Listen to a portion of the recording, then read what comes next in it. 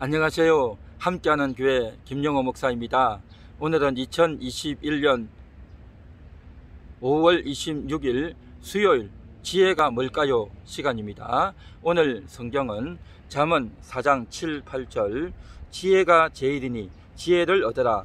내가 얻은 모든 것을 가지고 명철을 얻을지니라. 그를 높이라. 그래야면 그가 너를 높이 들리라. 만일 그를 품으면 그가 너를 영화롭게 하리라. 아멘. 지혜가 제일이다. 또한 그 명철을 얻으라. 그를 지혜를 높이라. 그를 품으라 라고 말씀하고 있습니다. 너무나도 당연하죠. 또 모든 사람들이 잘 알고 있는 내용입니다. 얼마 전에 제가 설거지를 하다가 그릇이 2개가 끼었어요. 너무나도 꼭 끼어가지고 빠지지가 않아요. 어떻게 뺄까 고민을 하다가 인터넷에 이러한 것을 치니까 그 그릇을 빼는 비결이 나와요. 야, 그것을 아니까 너무나도 쉽게 쑥 빠져버리더라고요. 그리고 제가 차를 운전을 하는데 비가 오다 보니까 창가에 백미러 옆에 있는 창가에 그리고 백미러에 물방울이 맺혀 가지고 굉장히 닦기도 곤란하고 또 어둡고 불편했습니다. 어떻게 할까 고민을 하다가 거기에 닦는 약품이 있더라고요. 그래서 그 약품을 가지고 닦으니까 물방울이 쉽게 해결이 되어지면서 선명하게 볼 수 있는 그러한 장면이 되었습니다.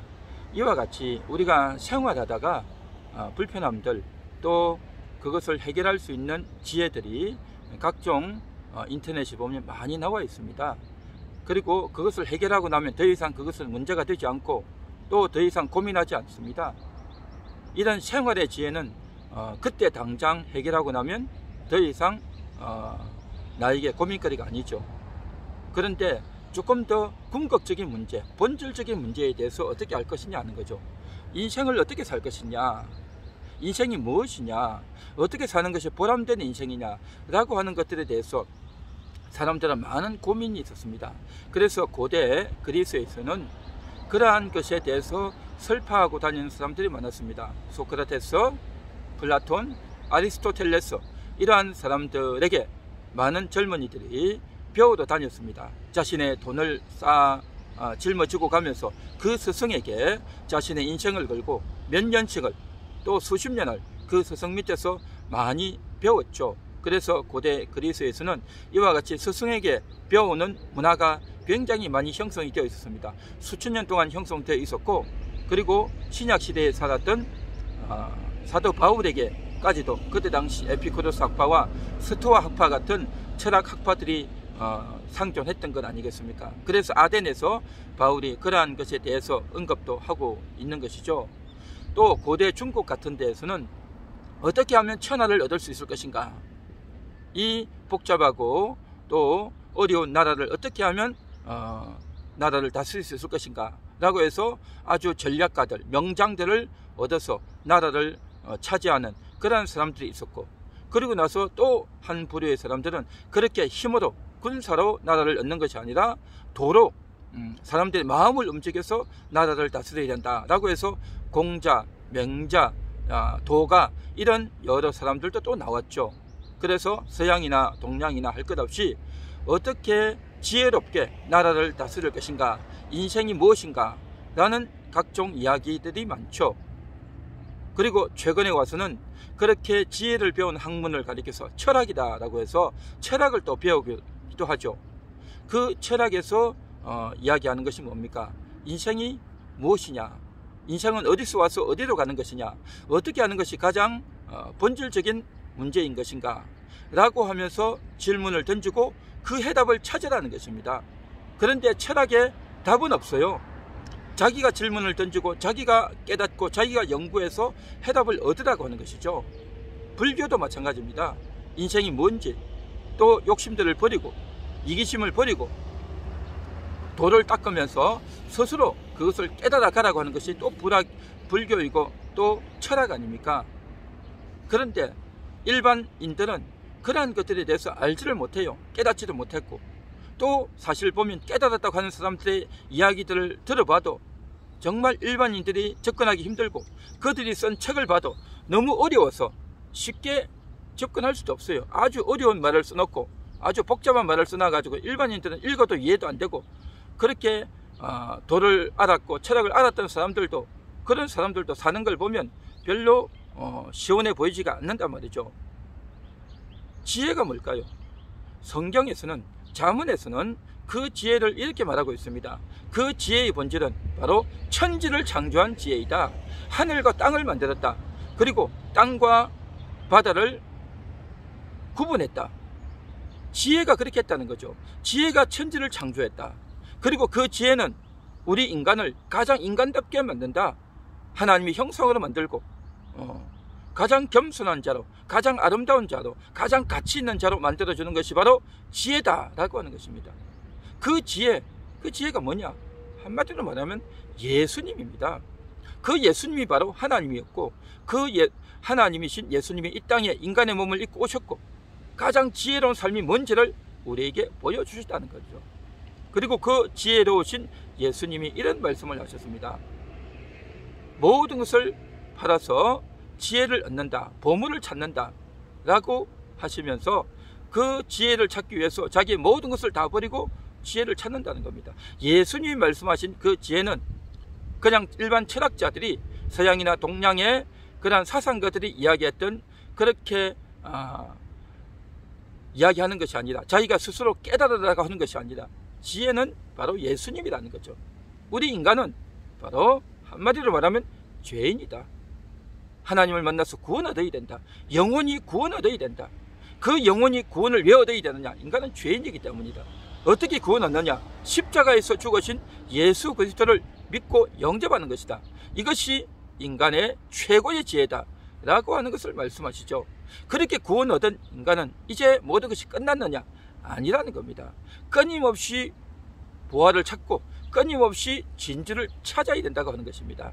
우리가 인생을 살면서 그렇게 내 마음속에 영접하신 그 예수님이 얼마나 대단한지, 얼마나 위대한지, 얼마나 가치 있는지를 삶을 통해서 끊임없이 배우고 끊임없이 그분이 주시는 것을 얻어야 된다는 것입니다. 지혜라고 하는 것, 그것은 자신이 스스로 자기가 알아서 깨닫는 것이 아니라 그것을 깨닫게 하시는 주님이 계시다고 하는 것이죠. 구세주이신 예수님께서 주신다라고 하는 것입니다. 자기가 돌을 닦고 자기가 깨닫는 것이 아니라 지혜의 주인이신 예수님이 주신다고 하는 것입니다. 관계성이 있는 것이죠. 자기 독자적으로 깨닫는 것이 아니라 주인이신, 지혜의 주인이신 예수님이 알려주시는 것을 배우라라고 하는 것입니다. 그래서 우리가 어린 시절에 보물찾기를 하죠. 소풍을 가서 선생님들이 나뭇가지 밑에나 돌 밑에 이렇게 보물해서 글씨를 써서 종이 쪽지에다가 써서 숨겨놓으면 그걸 찾아오죠. 그러면 아이들이 그것을 찾아오면 그 보물에 적혀있는 내용에 따라서 연필을 주든지 공책을 주든지 또 여러가지 학용품을 주든지 그렇게 선물을 주죠. 그러면 그 소풍 가서 그 보물 찾는 재미가 얼마나 재미있는지 아이들은 그 보물 찾기를 가장 재미있어 하고 지금까지도 기억하죠. 이와 같이 우리가 하루하루를 살아가면서 그 보물을 찾는 겁니다. 예수님의 보물을 찾는단 말이죠.